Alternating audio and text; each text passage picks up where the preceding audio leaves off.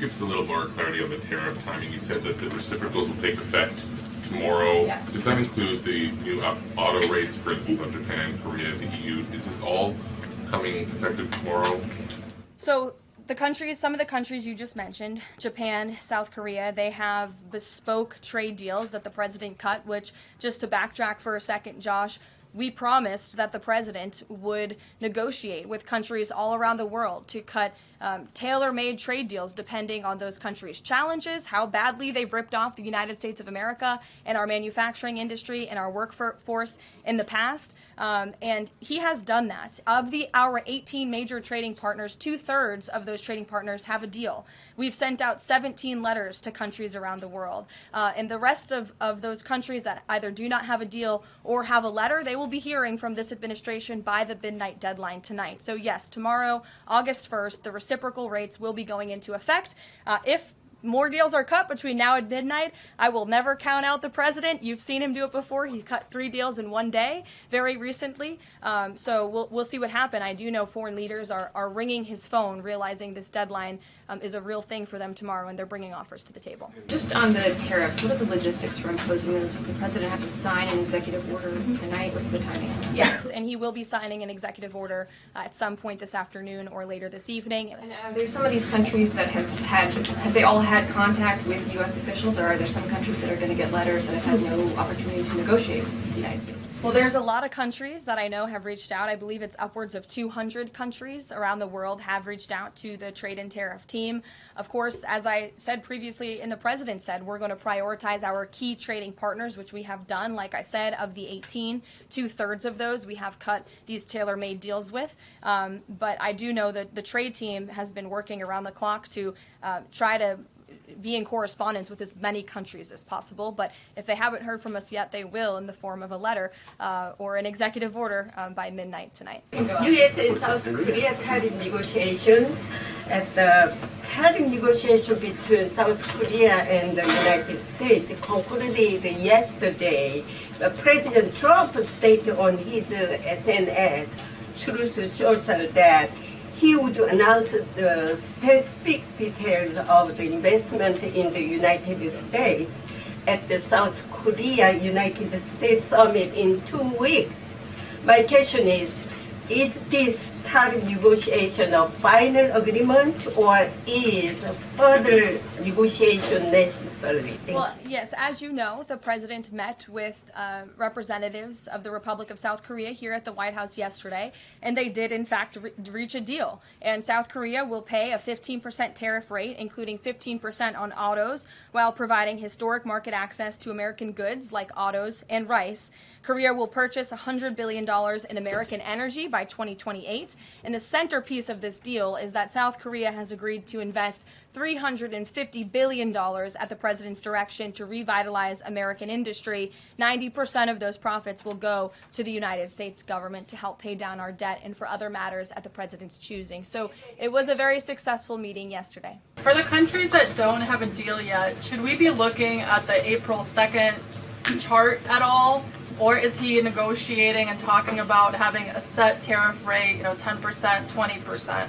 Those discussions are taking place with the trade team today, and again, we'll provide further guidance with that executive order once it is signed, and the answer to that question will be in that executive order. Is he looking to provide any more extensions today after his phone call with Mexico? Is there any other conversations like that? I do know that other foreign leaders around the world have reached out, and if the president decides to share the conclusions of those calls with all of you, he will do so himself. But I do want to reiterate what the president said about Mexico. Mexico is still paying tariffs. They're paying a 25% tariff on fentanyl, 25% tariff on cars, a 50% tariff on steel, aluminum, and copper. And additionally, Mexico has agreed to immediately terminate its non-tariff trade barriers, of which there are many. And as the president said, we will continue to talk to Mexico over the next 90 days with the goal of signing a larger trade deal.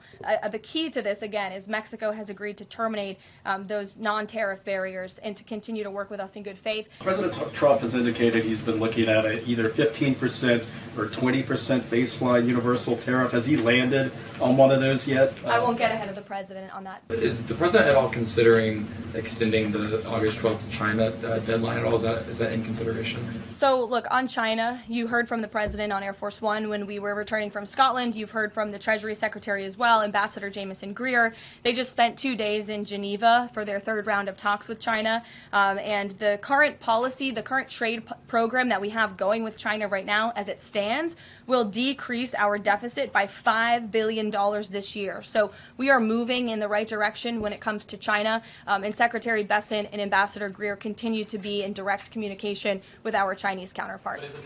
Is it an extension on the table potentially from the August 12th deadline as it stands? I don't think so, but I'll let the Secretary of Treasury speak on that because he's leading these negotiations.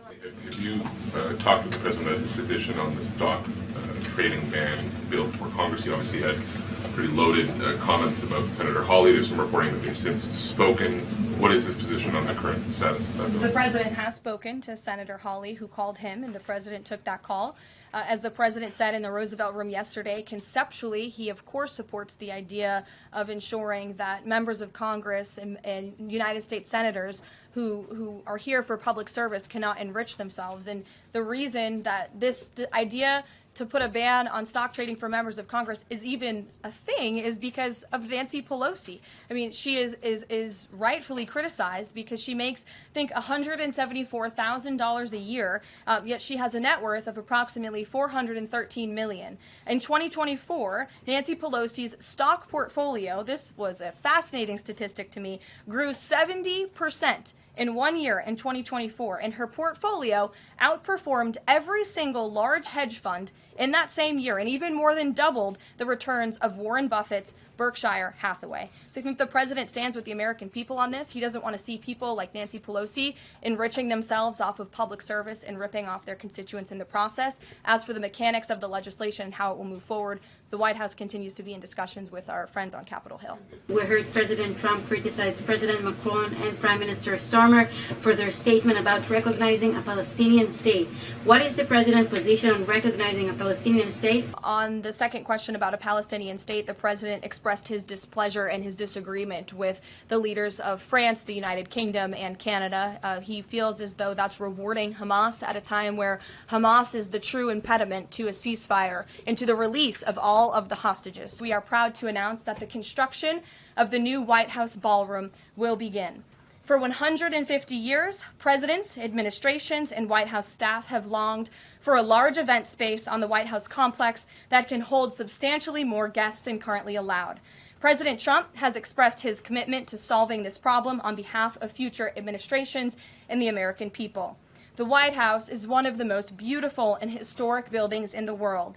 Yet the White House is currently unable to host major functions, honoring world leaders in other countries without having to install a large and unsightly tent approximately 100 yards away from the main building's entrance. The White House State Ballroom will be a much-needed and exquisite addition of approximately 90,000 total square feet of innately designed and carefully crafted space with a seated capacity of 650 people, which is a significant increase from the 200-person seated capacity in the East Room of the White House. In recent weeks, President Trump has held several meetings with members of the White House staff, the National Park Service, the White House Military Office, and the United States Secret Service to discuss design features and planning. President Trump has chosen McCreary Architects as the lead architect, which is well known for their classical architectural design and based right here in our nation's capital. The construction team will be headed by Clark Construction, and the engineering team will be led by AECOM. The project will begin in September 2025, and it is expected to be completed long before the end of President Trump's term. How much of the East Wing will be torn down? The entire East Wing or just parts of it? So the East Wing is going to be modernized. The necessary construction will take place. And for those who are housed in the East Wing, including the Office of the First Lady, the White House Military Office, the White House Visitors Offices, those offices will be temporarily relocated while the East Wing is being modernized.